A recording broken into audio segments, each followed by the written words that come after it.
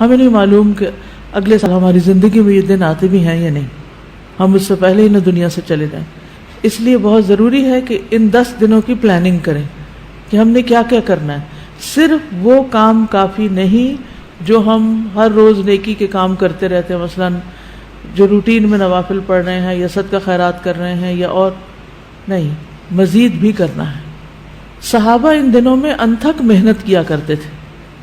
سعید بن جبیر ذی الحجہ کے 10 دن داخل ہونے کے بعد عبادت میں بہت زیادہ کوشش کرتے تھے، حتیٰ کہ وہ اتنی محنت کرتے کہ لگتا کہ وہ اس کی قدرت نہیں رکھتے، یعنی اپنے آپ کو اتنا تھکا دیتے کہ لگتا کہ بس اب اس سے زیادہ کچھ کر نہیں سکتے، آخری درجے تک. اب نیک اعمال میں سے افضل عمل جو ان دنوں کے لیے پسندیدہ ہے وہ اللہ کا ذکر ہے. نبی صلی اللہ علیہ وسلم نے فرمایا کوئی دن اللہ کے ہاں ان 10 دنوں سے زیادہ عظمت والا نہیں ہے، اور نہ ہی کسی دن کا عمل اللہ تعالیٰ کو ان 10 دنوں کے عمل سے محبوب ہے. یعنی نہ دن ان دنوں سے افضل ہے اور کوئی اور عمل اس سے افضل نہیں. بس تم ان 10 دنوں میں کثرت سے لا الہ الا اللہ، اللہ اکبر اور الحمدللہ پڑھو، یعنی تحلیل، تکبیر اور تحمید. اب اس کے لیے یہ جو کلمہ نا سبحان اللہ والحمدللہ ولا الہ الا اللہ واللہ اکبر، یہ ان تینوں کلمات کا مجموعہ ہے اور اس میں سبحان اللہ کا اضافہ بھی ہے. اسی طرح اللہ اکبر لا الہ الا اللہ واللہ اکبر وللہ الحمد. ٹھیک ہے، اس میں بھی تینوں چیزیں آ جاتی، الحمد بھی آ جاتی ہے، اللہ کی حمد بھی آ جاتی ہے، اور لا الہ الا اللہ اور اللہ اکبر بھی آ جاتا ہے.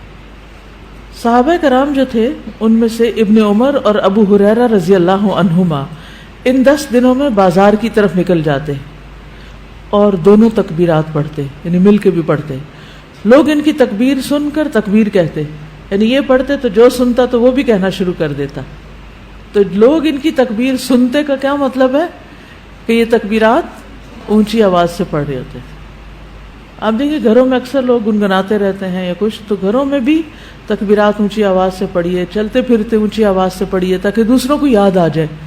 اونچی آواز سے پڑھنے کا مقصد اصل میں کیا ہے؟ یاد دہانی، کہ دوسرے لوگ بھی پڑھنا شروع کر دیں. پھر اسی طرح محمد بن علی جو تھے، ان صحیح بخاری میں آتا ہے کہ وہ نفل نمازوں کے بعد بھی تکبیر کہتے تھے. یعنی نفل نماز پڑھ کے، جیسے تہجد کے پڑھے یا چاشت اشراق کے پڑھے یا پھر اس کے علاوہ، تو وہ نفل پڑھ کے بھی تکبیر پڑھتے تھے. اسی طرح عورتیں بھی تکبیرات پڑھتی تھی. ابن عمر منا کے ان دنوں میں نمازوں کے بعد بستر پر، راستے میں اور دن کے تمام ہی حصوں میں تکبیر کہتے، یعنی وہ ہر موقع پہ کہتے. انہوں نے صرف نفل کے لیے خاص نہیں کیا تھا، یہ صرف بازار کے لیے نہیں بلکہ بستر پہ بھی کہتے اور راستے میں بھی اور خیمے میں بھی اور ہر جگہ. اور ان میں سے کوئی بھی آپ الفاظ پڑھ سکتے ہیں، اللہ اکبر لا الہ الا اللہ واللہ اکبر وللہ الحمد، اور اللہ اکبر وللہ الحمد، اللہ اکبر. اسی طرح اللہ اکبر کبیرہ، اللہ اکبر و اجل، اللہ اکبر وللہ الحمد. پھر اللہ اکبر کبیرہ، تو اللہ اکبر کبیرہ والحمد للہ کثیرہ وسبحان اللہ بکرۃ واصیلا بھی آپ پڑھ سکتے ہیں. ٹھیک ہے، آخر میں اللہم اغفر لی بھی کہہ سکتے ہیں. دوسرا اہم کام جو ان دنوں میں کرنے کا ہے وہ 9 ذی الحجہ کا روزہ ہے. اس روزے کی خاص فضیلت ہے جس سے انسان کے گناہ معاف ہوتے ہیں، اور یہ دن 1 سال گزرے ہوئے اور 1 سال آنے والے گناہوں کا کفارہ بنتا ہے. لیکن اس کے علاوہ بھی آپ باقی دنوں میں روزے رکھ سکتے ہیں. خاص طور پر جن کے رمضان کے روزے رہتے ہوں وہ ان دنوں میں قضا کر لیں. جو شوال میں نہیں کر سکے، ذوالقعدہ میں نہیں کر سکے، اب ذوالحجہ میں کر لیں. اجر کا اجر ہے اور اپنے فرض کی ادائیگی بھی ہو جائے گی. شوال کے روزے تو الگ الگ رکھنے پڑتے ہیں، لیکن یہ آپ ملا کے بھی رکھ سکتے ہیں، کیونکہ ان پہلے 8 دنوں کے روزے کو مخصوص نہیں ہے. یہ ہم نفلی روزے ثواب کی خاطر رکھتے ہیں، لیکن اگر قضا رکھ لیں تو بہت اچھا ہے. اور ان دنوں کا سب سے افضل عمل قربانی ہے. اقوال میں تسبیحات ہیں، افعال میں قربانی. تو مجھے امید ہے کہ آپ سب نے قربانیوں کا بندوبست کر لیا ہوگا. اگر ہر شخص الگ الگ نہیں کر سکتا تو مل کے بھی اکٹھے ہو کے بھی قربانی کر سکتے ہیں، کیونکہ جان کا صدقہ تو کبھی بھی کیا جا سکتا ہے. تو عام دنوں میں کرنے کی بجائے ان دنوں میں انسان کر لے، ان دنوں میں پیسے جمع کرا لے. خاص طور پر غریبوں تک جو پہنچایا جاتا ہے گوشت، اس میں انسان اپنا حصہ ڈال لے. ایک طرف کیا کرنا ہے، تسبیحات کی کثرت، اور دوسری طرف کیا چھوڑنا ہے، غیبت، چگلی، تانا، فضول میں لغو باتیں، ہنسی مذاق.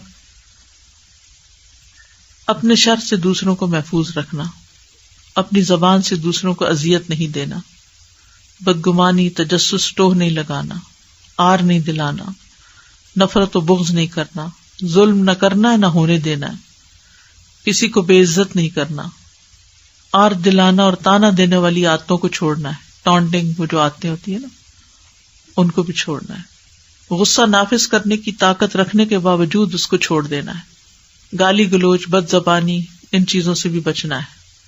مسلمان کو ہر طرح کی اذیت دینے سے رکنا ہے. رشتہ داروں کی قطع تعلق ہی نہیں کرنی، ان کو منانا ہے. ظالم رشتہ داروں پر بھی مہربانی کرنی ہے. اپنے شر سے پڑوسیوں کو بچانا ہے. اپنے ایمان کی تجدید کرنی ہے. صبر اور عفو درگزر کرنا ہے. اچھا اخلاق اختیار کرنا ہے. اول وقت پہ نماز پڑھنا ہے. قیام لمبا کرنا ہے. ہو سکے تو تہجد پڑھنا ہے. روزہ رکھنا ہے.